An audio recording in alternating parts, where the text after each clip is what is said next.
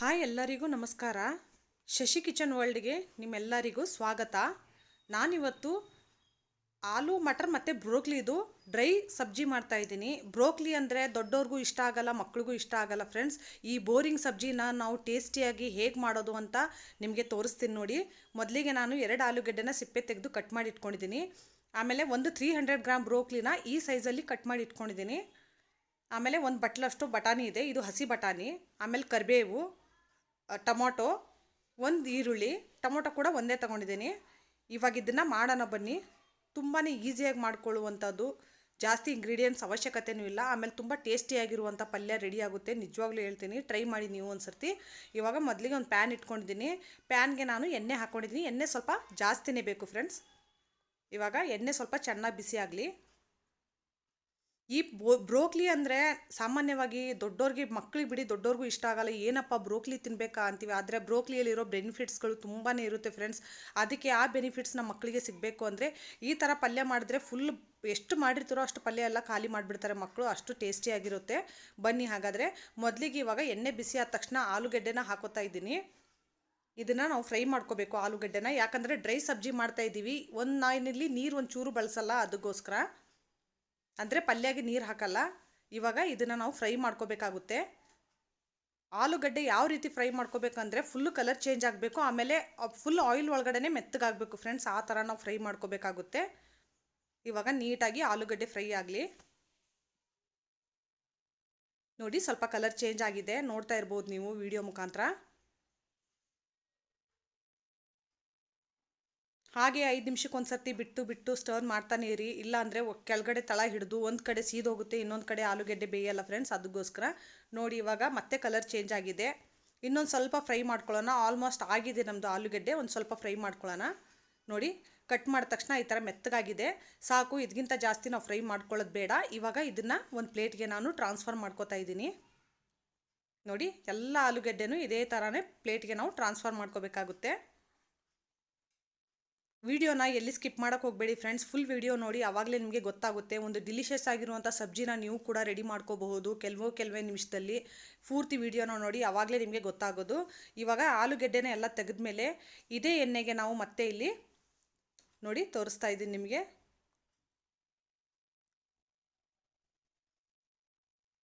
ಇವಾಗ ಇದೇ ಎಣ್ಣೆಗೆ ನಾನು ಬ್ರೋಕ್ಲಿನ ಕಟ್ ಮಾಡಿ ನೀಟಾಗಿ ವಾಶ್ ಮಾಡಿ ಇಟ್ಕೊಂಡಿದ್ದೀನಿ ಫ್ರೆಂಡ್ಸ್. ಇವಾಗ ಇದನ್ನು ಕೂಡ ಆಯಿಲ್ ಒಳಗಡೆ ಹಾಕೋತೀನಿ. ಯಾಕಂದರೆ ಸಣ್ಣದಾಗಿರುವಂಥ ಹುಳ ಏನಾದರೂ ಇದ್ದರೂ ಕೂಡ ಒಂದು 5 ನಿಮಿಷ ಉಗುರಿಗೆ ಬೆಚ್ಚಗಿರೋ ನೀರಲ್ಲಿ ಸಾಲ್ಟ್ ಹಾಕಿ ಬಿಟ್ಟರೆ ನೀವು ಬ್ರೋಕ್ಲಿ ಇರುವಂಥ ಹುಳುಗಳೆಲ್ಲ ಆಚೆ ಬರುತ್ತೆ. ಈ ಥರ ಮಾಡಿಕೊಂಡ್ರೆ ಹುಳ ಇರೋ ಚಾನ್ಸಸ್ಸೇ ಇರಲ್ಲ ಫ್ರೆಂಡ್ಸ್. ಅದಕ್ಕೋಸ್ಕರ ಇವಾಗ ಬ್ರೋಕ್ಲಿನೂ ಕೂಡ ಸೇಮ್ ಅದೇ ಪ್ರೊಸೆಸ್ಸಲ್ಲೇ ಆಲೂಗಡ್ಡೆ ಯಾವ ರೀತಿ ಫ್ರೈ ಮಾಡ್ಕೊಂಡಿದ್ವೋ ಅದೇ ರೀತಿ ಫ್ರೈ ಮಾಡ್ಕೋಬೇಕಾಗುತ್ತೆ. ಇನ್ನೊಂದು, ಬ್ರೋಕ್ಲಿ ಗೋಬಿಗಿಂತ ಬೇಗನೆ ಮೆತ್ತಗಾಗುತ್ತೆ ಫ್ರೆಂಡ್ಸ್. ಬ್ರೋಕ್ಲಿಗೆ ಮತ್ತು ಗೋಬಿಗೆ ತುಂಬಾ ಡಿಫ್ರೆನ್ಸ್ ಇದೆ. ಯಾಕಂದರೆ ಗೋಬಿ ಸ್ವಲ್ಪ ಹಾರ್ಡ್ ಇರುತ್ತೆ, ಅಷ್ಟು ಬೇಗ ಮೆತ್ತಗಾಗಲ್ಲ. ಆದರೆ ಈ ಬ್ರೋಕ್ಲಿ ಮಾತ್ರ ಬೇಗನೆ ಸಾಫ್ಟ್ ಆಗಿಬಿಡುತ್ತೆ. ನೋಡ್ತಾ ಇರ್ಬೋದು, ಹಾಕಿದ ತಕ್ಷಣ ಕಲರ್ ಚೇಂಜ್ ಆಗಿಬಿಟ್ಟಿದೆ, ಫುಲ್ ಗ್ರೀನಾಗೆ ಕಾಣಿಸ್ತಾ ಇರ್ಬೋದು, ನೋಡ್ತಾ ಇದ್ದೀರಾ ನೀವು. ಇವಾಗ ಇದು ಕೂಡ ಕಲರ್ ಚೇಂಜ್ ಆಗಬೇಕು, ಬ್ರೋಕ್ಲಿ ಕೂಡ. ಅಲ್ಲಿವರೆಗೂ ಫ್ರೈ ಮಾಡ್ಕೋಬೇಕಾಗುತ್ತೆ ಇದನ್ನು ಕೂಡ. ನೋಡಿ, ಆಲೂಗಡ್ಡೆ ಕಲರ್ ನೋಡ್ತಾ ಇದ್ದೀರಾ, ಗೋಲ್ಡನ್ ಕಲರ್ ಬಂದಿದೆ. ಇವಾಗ ಬ್ರೋಕ್ಲಿ ಕೂಡ ಸ್ವಲ್ಪ ಕಲರ್ ಟ್ರಾನ್ಸ್ಫರ್ ಆಗಕ್ಕೆ ಸ್ಟಾರ್ಟ್ ಆಗಿದೆ, ನೋಡ್ತಾ ಇರ್ಬೋದು ಫ್ರೆಂಡ್ಸ್ ನೀವು. ಅಲ್ಲಲ್ಲಿ ಸ್ವಲ್ಪ ಗೋಲ್ಡನ್ ಕಲರ್ ಆಗಕ್ಕೆ ಸ್ಟಾರ್ಟ್ ಆಗಿದೆ. ಇನ್ನೊಂದು ಸ್ವಲ್ಪ ಹುರ್ಕೋಬೇಕಾಗುತ್ತೆ ನಾವು ಬ್ರೋಕ್ಲಿನ. ಆಯಿಲ್ ಎಲ್ಲ ಸಪ್ರೇಟ್ ಆಗಕ್ಕೆ ಸ್ಟಾರ್ಟ್ ಆಗಿದೆ. ಇವಾಗ ಈ ಟೈಮಲ್ಲಿ ನಾನು 1 ಕಪ್ ಬಟಾಣಿನ ತೊಗೊಂಡಿದ್ನಲ್ಲ, ಈ ಬಟಾಣಿ ಕೂಡ ಬ್ರೋಕ್ಲಿ ಜೊತೆ ಆ್ಯಡ್ ಮಾಡ್ಕೊಂಡ್ಬಿಡೋಣ. ಇದು ಹಸಿ ಬಟಾಣಿ ಇದೆ ಫ್ರೆಂಡ್ಸ್. ಇವಾಗ ಇದನ್ನು ಕೂಡ ಫ್ರೈ ಮಾಡ್ಕೊಳ್ಳೋಣ. ನೀವು ಸಪ್ರೇಟಾಗಿ ಬಟಾಣಿನ ಹುರ್ಕೊಳ್ಳೋಕೆ ಸ್ಟಾರ್ಟ್ ಮಾಡಿದ್ರೆ ಏನಾಗುತ್ತೆ ಅಂದರೆ ಸಿಡಿದು ಆಯಿಲಿಂದ ಆಚೆ ಬರುತ್ತೆ, ಆಮೇಲೆ ಮೈಗೆ ಸಿಡಿಯೋ ಚಾನ್ಸಸ್ ಇರುತ್ತೆ. ಈ ಥರ ಬ್ರೋಕ್ಲಿ ಜೊತೆ ನೀವು ಹಾಕ್ಕೊಂಡ್ರೆ ಅದು ಸಿಡಿದು ಆಚೆ ಕೂಡ ಬರಲ್ಲ, ಆಮೇಲೆ ನೀಟಾಗಿ ಫ್ರೈ ಕೂಡ ಆಗುತ್ತೆ ಫ್ರೆಂಡ್ಸ್. ಇವಾಗ ನೋಡಿ ಎಷ್ಟು ನೀಟಾಗಿ ಫ್ರೈ ಆಗಿದೆ, ನೋಡ್ತಾ ಇರ್ಬೋದು. ಬಟಾಣಿ ಕಲರ್ ಫುಲ್ ಚೇಂಜ್ ಆಗಿದೆ, ಬ್ರೋಕ್ಲಿ ಕೂಡ ಸಾಫ್ಟ್ ಆಗಿದೆ, ನೋಡ್ತಾ ಇದ್ದೀರಾ ನೀವು ಕೂಡ. ಇವಾಗ ಸಾಕು, ಇದನ್ನು ಕೂಡ ಪ್ಲೇಟ್ಗೆ ಟ್ರಾನ್ಸ್ಫರ್ ಮಾಡ್ಕೊಂಬಿಡೋಣ. ಯಾವ ಪ್ಲೇಟ್ಗೆ ನಾನು ಆಲೂಗಡ್ಡೆ ಹಾಕ್ಕೊಂಡಿದ್ನೋ ಅದೇ ಪ್ಲೇಟ್ಗೆ ನಾನು ಬ್ರೋಕ್ಲಿ ಮತ್ತು ಬಟಾಣಿ ಕೂಡ ಹಾಕೋತಾ ಇದ್ದೀನಿ. ತುಂಬಾ ಸಿಂಪಲ್ ಆಗಿರುವಂಥ ರೆಸಿಪಿ ಇದು. ಆಮೇಲೆ ಟೇಸ್ಟಿ ಅಂತೂ ಸಖತ್ತಾಗಿರುತ್ತೆ. ಇದನ್ನು ಒಂದು ಸರ್ತಿ ನೀವು ಮಾಡಿದ್ರೆ ವಾರದಲ್ಲಿ ಮಿನಿಮಮ್ 2 ಸರ್ತಿ ಆದರೂ ಮಾಡಿ ತಿಂತೀರ ಫ್ರೆಂಡ್ಸ್, ಅಷ್ಟು ಟೇಸ್ಟಿಯಾಗಿರುತ್ತೆ. ನೋಡ್ತಾ ಇದ್ದೀರಾ ನೀವು, ಒಂದು ಪ್ಲೇಟ್ ತುಂಬ ಆಗಿದೆ ಎಲ್ಲನೂ ನಾನು ಹುರಿದಿಟ್ಕೊಂಡ್ಮೇಲೆ. ಇವಾಗ ಇದೇ ಪಾತ್ರೆಯಲ್ಲಿ ಇದೇ ಎಣ್ಣೆಗೆ ನಾನು ಸ್ವಲ್ಪ ಮಸಾಲೆಗಳನ್ನ ಆ್ಯಡ್ ಮಾಡ್ಕೋತೀನಿ. ಅದು ಏನೇನು ಮಸಾಲೆಗಳು ಅಂತ ನೋಡ್ಕೊಂಡು ಬರೋಣ. 1 ಇಂಚಷ್ಟು ಚಕ್ಕೆನ ಹಾಕ್ಕೊಂಡಿದ್ದೀನಿ. ಗ್ಯಾಸ್ ಮಾತ್ರ ಮಸಾಲೆ ಹಾಕುವಾಗ ಸಿಮ್ಮಲ್ಲಿ ಇಟ್ಕೊಂಡಿರಿ. ಒಂದು 5 ರಿಂದ 6 ಲವಂಗ ಹಾಕ್ಕೊಂಡಿದ್ದೀನಿ.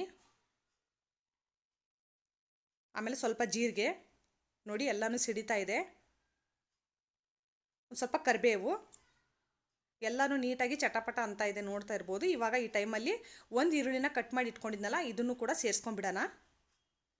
ನೋಡಿ ಈರುಳ್ಳಿ ಹಾಕೊಂಡ ತಕ್ಷಣ ನೀಟಾಗಿ ಮಿಕ್ಸ್ ಮಾಡ್ಕೊಳ್ಳೋಣ. ಈ ಪಲ್ಯನ ನೀವೇನಾದರೂ ಮಕ್ಳಿಗೆ ಮಾಡಿಕೊಟ್ರೆ ನಿಜವಾಗ್ಲೂ ಹೇಳ್ತೀನಿ, ಅವ್ರು ಇದನ್ನು ಇದು ಬ್ರೋಕ್ಲಿ ಪಲ್ಯನ ಎಷ್ಟೊಂದು ಟೇಸ್ಟಿಯಾಗಿ ಆಗಿದೆಯಾ ಅಂತ ಮಕ್ಕಳು ನಿಮ್ಮನ್ನು ಕೇಳ್ತಾರೆ ಫ್ರೆಂಡ್ಸ್. ಅಷ್ಟು ಚೆನ್ನಾಗಿರುತ್ತೆ ಇದು. ನೀವು ದೊಡ್ಡವರು ಕೂಡ ತುಂಬ ಇಷ್ಟಪಡ್ತೀರಾ ಬೋರಿಂಗ್ ಆಗಿರುವಂಥ ಬ್ರೋಕ್ಲಿನ ಟೇಸ್ಟಿಯಾಗಿ ಹೇಗೆ ಮಾಡೋದು ಅಂತ ಈ ವಿಡಿಯೋ ಮುಖಾಂತರ ಹೇಳ್ತಾ ಇದ್ದೀನಿ. ವಿಡಿಯೋನ ಎಲ್ಲಿ ಸ್ಕಿಪ್ ಮಾಡಬೇಡಿ. ನೀವು ಕೂಡ ಒಂದು ಸರ್ತಿ ಖಂಡಿತವಾಗ್ಲೂ ಟ್ರೈ ಮಾಡಿ ಫ್ರೆಂಡ್ಸ್. ನೀವು ಟ್ರೈ ಮಾಡಿದ್ಮೇಲೆ ನೀವೇ ನನಗೆ ಕಮೆಂಟ್ ಸೆಕ್ಷನಲ್ಲಿ ಹೇಳ್ತೀರಾ ಎಷ್ಟು ಚೆನ್ನಾಗಾಗಿದೆ ಅಂತ. ನಿಜವಾಗ್ಲೂ ನಮ್ಮ ಮನೇಲಂತೂ ಮಾಡಿದ್ರೆ ಫುಲ್ ಖಾಲಿ ಆಗುತ್ತೆ, ಅಷ್ಟು ಟೇಸ್ಟಿಯಾಗಿರುತ್ತೆ ಈ ಪಲ್ಯ. ನೋಡಿ ಈರುಳ್ಳಿ ಕಲರ್ ಚೇಂಜ್ ಆಗಿದೆ. ಇವಾಗ ಕಟ್ ಮಾಡಿ ಇಟ್ಕೊಂಡಿರುವಂಥ ಟೊಮೊಟೊ ಕೂಡ ಹಾಕೋತಾ ಇದ್ದೀನಿ. ಇದನ್ನು ಕೂಡ ನೀಟಾಗಿ ಮಿಕ್ಸ್ ಮಾಡ್ಕೊಳ್ಳೋಣ. ನೋಡಿ ನೀಟಾಗಿ ಮಿಕ್ಸ್ ಮಾಡ್ಕೊಳ್ಳೋಣ. ಟೊಮೊಟೊ ಕೂಡ ಮೆತ್ತಗಾಗಬೇಕು.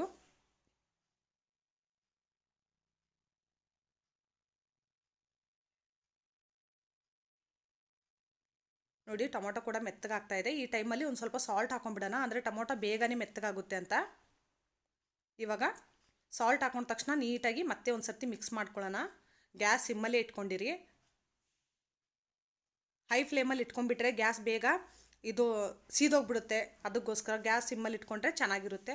ಆಮೇಲೆ ಇದು ಫ್ರೆಂಡ್ಸ್ ಬ್ರೋಕ್ಲಿ, ಇದು ಸೈಡಲ್ಲಿ ಸಿಪ್ಪೆ ಬರುತ್ತೆ ನೋಡಿ, ಏನಂತೀರ ತಪ್ಪಲು ಸೊಪ್ಪು ಬರುತ್ತಲ್ಲ, ಆ ಸೊಪ್ಪನ್ನ ನಾನು ಒಂದು 2-3 ಸೊಪ್ಪನ್ನ ಕಟ್ ಮಾಡಿಕೊಂಡು ವಾಶ್ ಮಾಡಿ ಇಟ್ಕೊಂಡಿದ್ದೀನಿ. ಇದನ್ನು ಕೂಡ ಈ ಟೈಮಲ್ಲಿ ಟೊಮೊಟೊ ಜೊತೆ ಸೇರಿಸ್ಕೋತಾ ಇದ್ದೀನಿ. ಯಾಕಂದರೆ ಅದರೊಳಗಡೆ ಕಡ್ಡಿ ಎಲ್ಲ ಇರುತ್ತಲ್ಲ, ಟೊಮೊಟೊ ಜೊತೆ ಮೆತ್ತಗಾಗುತ್ತೆ. ಆಮೇಲೆ ತಿನ್ನೋವಾಗ ಕಚ್ಚ ಕಚ್ಚ ಅಂತ ಬಾಯಿ ಒಳಗಡೆ ಸಿಗಲ್ಲ. ಆಮೇಲೆ ಈ ಕಡ್ಡಿ ಫ್ಲೇವರ್ ಅಂತೂ ತುಂಬ ಚೆನ್ನಾಗಿರುತ್ತೆ. ನೀವು ಒಂದು 2 ಎಸಲಾದರೂ ಹಾಕ್ಕೊಳ್ಳಿ, ಅಷ್ಟು ಚೆನ್ನಾಗಿರುತ್ತೆ ಫ್ರೆಂಡ್ಸ್, ತುಂಬ ಚೆನ್ನಾಗಿರುತ್ತೆ. ಎಲೆ ಒಂದು ಸ್ವಲ್ಪನಾದರೂ ಹಾಕಲೇಬೇಕು ನಾವು. ಗೋಬಿ ಮಾಡುವಾಗಲೂ ಅಷ್ಟೇ, ಬ್ರೋಕ್ಲಿ ಮಾಡುವಾಗಲೂ ಅಷ್ಟೇ. ಆದರೆ ಎಲೆನ ಸ್ವಲ್ಪನಾದ್ರೂ ನಾವು ಪಲ್ಯಕ್ಕೆ ಮಿಕ್ಸ್ ಮಾಡ್ಕೊಳ್ಳೇಬೇಕು. ಬಲ್ತಿರುವಂಥದ್ದು ಬೇಡ. ಒಂದು ಸೈಡಲ್ಲೂ 4-5 ಎಲೆ ಫುಲ್ಲು ಎಳೆದಿರುತ್ತಲ್ಲ ಅದನ್ನು ಆ್ಯಡ್ ಮಾಡ್ಕೊಳ್ಳಿ, ಚೆನ್ನಾಗಿರುತ್ತೆ. ಇವಾಗ ಒಂದು ಚಿಟಿಕೆಯಷ್ಟು ಅರಿಶಿನ ಹಾಕ್ಕೊಂಡಿದ್ದೀನಿ. ಒಂದು 1/2 ಟೀ ಸ್ಪೂನಷ್ಟು ಜೀರಿಗೆ ಪುಡಿ. ತುಂಬ ಬೇಸಿಕ್ ಮಸಾಲೆಗಳಿದೆ ಫ್ರೆಂಡ್ಸ್, ಜಾಸ್ತಿ ಮಸಾಲೆಗಳಿಲ್ಲ, ಜಾಸ್ತಿ ಸ್ಪೈಸಿ ಆಗಿರುವಂಥದ್ದಿಲ್ಲ, ತುಂಬ ಚೆನ್ನಾಗಿರುತ್ತೆ. ಕಡಿಮೆ ಮಸಾಲೆಗಳನ್ನೇ ಯೂಸ್ ಮಾಡಿಕೊಂಡು ಮಾಡ್ತಾ ಇರುವಂಥ ಸಬ್ಜಿ ಇದು. ಇವಾಗ 3 ಟೀ ಸ್ಪೂನಷ್ಟು ಮಸಾಲೆ ಖಾರನ ಆ್ಯಡ್ ಮಾಡ್ಕೋತಾ ಇದ್ದೀನಿ. ಮಸಾಲೆ ಖಾರ ಇಲ್ಲದೆ ಇರೋರು ಆ್ಯಸ್ ಯೂಶುವಲ್ ಆಗಿ ನಾನು ಹೇಳ್ತಾ ಇದ್ದೀನಿ, ಚಿಲ್ಲಿ ಪೌಡ್ರ್ ಹಾಕ್ಕೊಂಡು ಒಂದು ಸ್ವಲ್ಪ ಗರಂ ಮಸಾಲ ಹಾಕ್ಕೊಂಬಿಡಿ. ಇವಾಗ ನೀಟಾಗಿ ಮಿಕ್ಸ್ ಮಾಡ್ಕೊಳ್ಳಿ. ಈ ಮಸಾಲೆ ಖಾರದಲ್ಲಿ ಸ್ವಲ್ಪ ಲಂಗ್ಸ್ ಇರುತ್ತೆ, ಸ್ವಲ್ಪ ಸ್ಮ್ಯಾಶ್ ಮಾಡಿಕೊಂಡು ಮಿಕ್ಸ್ ಮಾಡ್ಕೋತಾ ಇರಬೇಕಾಗುತ್ತೆ. ಆಮೇಲೆ ನೋಡ್ತಾ ಇದ್ದೀರಾ ಫುಲ್ಲು ಡ್ರೈ ಆಗಿದೆ, ಕೆಳಗಡೆ ಎಣ್ಣೆ ಅಂಶ ಒಂದು ಚೂರು ಕೂಡ ಇಲ್ಲ. ಎಣ್ಣೆ ನಾನು ಏನಕ್ಕೆ ಜಾಸ್ತಿ ಹಾಕ್ಕೊಂಡಿಲ್ಲ ಅಂದರೆ, ಇವಾಗ ನಾನು ಏನು ಆಲೂಗೆಡ್ಡೆನ ಫ್ರೈ ಮಾಡ್ಕೊಂಡಿದ್ದೀನಲ್ಲ ಅದ್ರ ಕೆಳಗಡೆ ಆಲ್ರೆಡಿ ಎಣ್ಣೆ ಇರುತ್ತೆ ಫ್ರೆಂಡ್ಸ್, ಅದಕ್ಕೋಸ್ಕರ. ಇವಾಗ ಸುಮ್ಮನೆ ಒಂದು 2-4 ಟೀ ಸ್ಪೂನಷ್ಟು ನೀರು ಹಾಕ್ಕೊಂಡಿದ್ದೀನಿ ನಾನು. ಈ ನೀರು ಏನಕ್ಕಂದರೆ ಮಸಾಲೆ ಸ್ವಲ್ಪ ನೀಟಾಗಿ ಹುರಿಲಿ ಅಂತ. ಏನಾದರೂ ನಾನು ಜಾಸ್ತಿ ಎಣ್ಣೆ ಹಾಕ್ಕೊಂಡ್ಬಿಟ್ರೆ ಆ ಪಲ್ಯದಲ್ಲೂ ಎಣ್ಣೆ ಜಾಸ್ತಿ ಇರುತ್ತೆ, ಆ ಹುರಿದಿರೋವಂಥ ಬ್ರೋಕ್ಲಿಲಿ ಆಲೂಗೆಡ್ಡೆಲಿ ಎಲ್ಲನೂ ಆಯಿಲ್ ಜಾಸ್ತಿಯಾಗಿ ತಿನ್ನೋಕ್ಕಾಗಲ್ಲ ಫ್ರೆಂಡ್ಸ್. ಅದಕ್ಕೆ ಒಂದು 4 ಟೀ ಸ್ಪೂನಷ್ಟು ಅಷ್ಟೇ ನಾನು ಮಸಾಲೆ ಹುರಿಯೋಗೋಸ್ಕರ ನೀರು ಹಾಕಿದ್ದೀನಿ. ನೀವು ವಿಡಿಯೋದಲ್ಲಿ ನೋಡ್ತಾ ಇರ್ಬೋದು ಫುಲ್ ನೀರು ಡ್ರೈ ಆಗಿದೆ. ನೀವು ಅನ್ಕೋಬೋದು ಇವ್ರು ನೀರೇ ಯೂಸ್ ಮಾಡಲ್ಲ ಅಂತ ಹೇಳಿದರು, ಮತ್ತೇನಪ್ಪ ಇವ್ರು ನೀರು ಹಾಕ್ತಾ ಇದ್ದಾರೆ ಅಂತ ಅನ್ಕೋಬೋದು ನೀವು. ಜಸ್ಟ್ ಮಸಾಲೆ ಫ್ರೈ ಆಗೋಗೋಸ್ಕರ. ನೋಡ್ತಾ ಇರ್ಬೋದು ಒಂದು ಚೂರು ಕೂಡ ನೀರಿಲ್ಲ, ಎಲ್ಲ ನೀರು ಡ್ರೈ ಆಗಿದೆ. ಈ ನೀರೆಲ್ಲ ಡ್ರೈ ಆದಮೇಲೆ ನೀವು ಹುರಿದಿಟ್ಕೊಂಡಿರುವಂಥ ಬ್ರೋಕ್ಲಿ ಮತ್ತು ಆಲೂಗೆಡ್ಡೆ ಮತ್ತು ಬಟಾಣಿನ ಹಾಕ್ಕೊಂಡು ಮಿಕ್ಸ್ ಮಾಡ್ಕೊಳ್ಳಿ ಒಂದು ಸರ್ತಿ ನೀಟಾಗಿ. ನೋಡಿ ನೀಟಾಗಿ ಮಿಕ್ಸ್ ಮಾಡ್ಕೊಳ್ಳಿ. ಜಾಸ್ತಿ ಪ್ರೆಷರ್ ಹಾಕೋಕ್ಕೆ ಹೋಗಬೇಡಿ, ಯಾಕಂದರೆ ಆಲ್ರೆಡಿ ತರಕಾರಿ ಎಲ್ಲ ಸಾಫ್ಟ್ ಆಗಿರುತ್ತೆ, ಅದಕ್ಕೋಸ್ಕರ. ನೋಡ್ತಾ ಇರ್ಬೋದು ಎಷ್ಟು ಕಲರ್ಫುಲ್ಲಾಗಿ ಎಷ್ಟು ಚೆನ್ನಾಗಿ ಕಾಣಿಸ್ತಾ ಇದೆ ಫ್ರೆಂಡ್ಸ್. ತಿನ್ನೋಕ್ಕೂ ಅಷ್ಟೇ ಟೇಸ್ಟಿಯಾಗಿರುತ್ತೆ. ಟ್ರೈ ಮಾಡಿ ಖಂಡಿತವಾಗ್ಲೂ. ಇದನ್ನು ನಾವು ಚಪಾತಿ ಜೊತೆ ಫುಲ್ಕಾ ಜೊತೆ ತುಂಬ ಚೆನ್ನಾಗಿರುತ್ತೆ. ಟ್ರೈ ಮಾಡಿ ನೀವು ಕೂಡ, ತುಂಬ ಟೇಸ್ಟಿಯಾಗಿರುತ್ತೆ. ಯಾವುದ್ರ ಜೊತೆ ಬೇಕಾದರೂ ನೀವು ಇದನ್ನು ಯೂಸ್ ಮಾಡ್ಕೋಬೋದು, ಅಷ್ಟು ಚೆನ್ನಾಗಿರುತ್ತೆ. ಇವಾಗ ಮೇಲೆಯಿಂದ ಸ್ವಲ್ಪ ಕೊತ್ತಂಬರಿನೂ ಹಾಕ್ಕೊಂಡಿದ್ದೀನಿ. ಇವಾಗ ಕೊತ್ತಂಬರಿ ಹಾಕ್ಕೊಂಡು ಮತ್ತೆ ಒಂದು ಸರ್ತಿ ನೀಟಾಗಿ ಮಿಕ್ಸ್ ಮಾಡ್ಕೊಳ್ಳೋಣ. ನೋಡ್ತಾ ಇರ್ಬೋದು ಎಷ್ಟು ಕಲರ್ಫುಲ್ಲಾಗಿ ಕಾಣಿಸ್ತಾ ಇದೆ. ಬ್ರೋಕ್ಲಿ ಹಾಕಿ ಮಾಡಿದ್ದೀರ ಅಂತ ಗೊತ್ತೇ ಆಗಲ್ಲ ಫ್ರೆಂಡ್ಸ್, ಅಷ್ಟು ಚೆನ್ನಾಗಿ ಕಾಣಿಸುತ್ತೆ. ಆಮೇಲೆ ತಿನ್ನೋಕ್ಕೂ ಅಷ್ಟೇ ಟೇಸ್ಟಿಯಾಗಿರುತ್ತೆ, ಹೆಲ್ದಿ ಕೂಡ. ನೀವು ಇದನ್ನು ಒಂದು ಸರ್ತಿ ಟ್ರೈ ಮಾಡಿ. ಒಂದು 2 ನಿಮಿಷ ಇದನ್ನು ನಾವು ಹೀಗೆ ಗ್ಯಾಸ್ನ ಸಿಮ್ಮಲ್ಲಿ ಇಟ್ಕೊಂಡು ಲಿಡ್ನ ಕ್ಲೋಸ್ ಮಾಡಿ ಒಂದು 2 ನಿಮಿಷ ಅಂದರೆ ಉಪ್ಪು ಖಾರ ಹಿಡ್ಕೊಳ್ಳಿ ಅಂತ ಬಿಟ್ಬಿಡೋಣ. ನೋಡಿ ಇವಾಗ 2 ನಿಮಿಷ ಆದಮೇಲೆ ಲಿಡ್ನ ಓಪನ್ ಮಾಡ್ತಾ ಇದ್ದೀನಿ.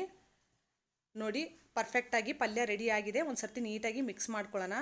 ನೋಡ್ತಾ ಇರ್ಬೋದು ಕೆಳಗಡೆ ಉಪ್ಪು ಖಾರ ಎಲ್ಲ ನೀಟಾಗಿ ಹಿಡ್ಕೊಂಡಿದೆ. ಇವಾಗ ಒಂದು ಸರ್ತಿ ಮಿಕ್ಸ್ ಮಾಡ್ಕೊಂಬಿಡೋಣ ನೀಟಾಗಿ. ನೋಡಿ ಆಗಿದೆ ಫ್ರೆಂಡ್ಸ್. ಇದಕ್ಕಿಂತ ಜಾಸ್ತಿ ಮಿಕ್ಸ್ ಮಾಡ್ಕೊಳ್ಳೋದು ಬೇಡ, ಕುದಿಸ್ಕೊಳ್ಳೋದು ಬೇಡ. ಗ್ಯಾಸ್ನ ಆಫ್ ಮಾಡಿಕೊಂಡು ಮೇಲೆಯಿಂದ ಮತ್ತೆ ಒಂದು ಸ್ವಲ್ಪ ಕೊತ್ತಂಬರಿನ ಹಾಕೋತಾ ಇದ್ದೀನಿ. ಇವಾಗ ಇದನ್ನು ಪ್ಲೇಟ್ಗೆ ನಾನು ಸರ್ವ್ ಮಾಡ್ಕೊಂಡಿದ್ದೀನಿ. ನೋಡ್ತಾ ಇರ್ಬೋದು ಎಷ್ಟು ಅದ್ಭುತವಾಗಿ ಪಲ್ಯ ರೆಡಿಯಾಗಿದೆ ಅಂತ. ಈ ನನ್ನ ರೆಸಿಪಿ ನಿಮಗೆ ಇಷ್ಟ ಆದರೆ ಲೈಕ್ ಮಾಡಿ, ಶೇರ್ ಮಾಡಿ. ಯಾರೆಲ್ಲ ಇನ್ನೂ ನನ್ನ ಚಾನೆಲ್ನ ಸಬ್ಸ್ಕ್ರೈಬ್ ಮಾಡಿಲ್ಲ ದಯವಿಟ್ಟು ಅವ್ರು ನನ್ನ ಚಾನೆಲ್ನ ಸಬ್ಸ್ಕ್ರೈಬ್ ಮಾಡಿ. Thank you for watching friends.